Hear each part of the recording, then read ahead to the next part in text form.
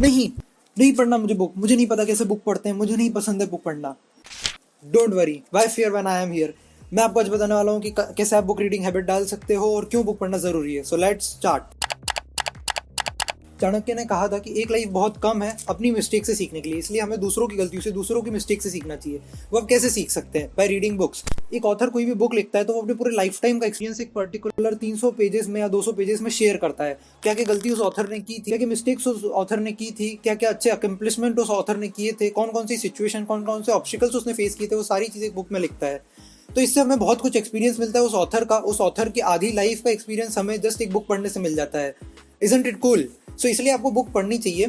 Also book पढ़ने से आपकी कॉग्निटिव थिंकिंग बढ़ती है, आपका पर्सपेक्टिव ब्रॉडन होता है, आपका नजरिया बदलता है। And while reading books you explore many things, you explore multiple things. इसलिए बुक पढ़ना बहुत ही जरूरी है। अब बात करते हैं कैसे आप बुक रीडिंग हैबिट डेवलप कर सकते हो, कैसे बुक रीडिंग हैबिट बिल्डअप कर सकते हो। बुक रीडिंग हैबिट बिल्डअप करने से पहले रिसेंटली मैंने एक बुक पढ़ी थी, डू एपिक शिट। इसका मैं एक कोट पढ़ना चाहूंगा जो कहता है, to start the habit of reading books, read books that you will enjoy, not books that the world thinks you should be reading. इसका सीधा मतलब ये है कि आपको वो बुक्स पढ़नी चाहिए जिसको पढ़ने में आपको मजा आए, आपको इंटरेस्ट है उस बुक पढ़ने में, ना कि वो बुक्स जो कि वर्ल्ड आपको बोल रहा है, समाज आपको बोल रहा है, सोसाइटी आपको बोल रहे हैं कि आपको वो बुक पढ़नी चाहिए। इसलिए स्टार्ट कीजिए कि आप किसी भी बुक से स्टार्ट कर सकते हैं।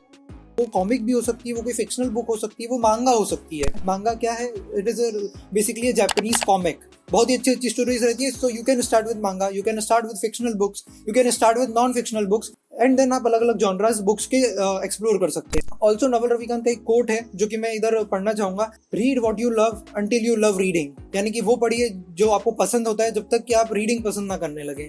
So this is all about reading. तो ये था पहले स्टेप कि सबसे पहले वो बुक चूज कीजिए जिसमें आपको इंटरेस्ट हो, वो टॉपिक चूज कीजिए बुक का जिसमें आपको इंटरेस्ट हो, एंड देन रीडिंग स्टार्ट कीजिए। So second tip is start small.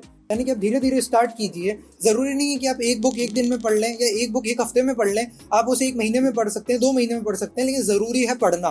Daily आप 5 to 10 पेजेस रीड करने की हैबिट डालिए। It will take around only 10 to 20 minutes, 10 से 20 मिनट लगेंगे। बट अगर आप डेली पढ़ते हैं, जरूरी नहीं है कि आप 5 या 10 भी पढ़े पेजेस, आप 1-2 पेजेस भी पढ़ते हैं, लेकिन डेली पढ़ना जरूरी है।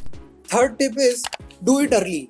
आप बुक रीडिंग हैबिट डालना चाहते हैं तो ट्राई कीजिए कि उठने के बाद जितना जल्दी हो सके उतना पढ़िए। क्योंकि जैसे जैसे दिन में आप आगे प्रोसीड करेंगे वैसे वैसे काम आपके पाइल अप होते जाते हैं, आपके पास बहुत सारे काम होते करने के लिए। सो आप हो सकता है कि रीडिंग को उतना टाइम ना दे पाए। जैसे ही आप उठते हैं तो आपका फ्रेश माइंड रहता है, तो आप फोकस कर सकते हैं उस पर्टिकुलर चीज पे।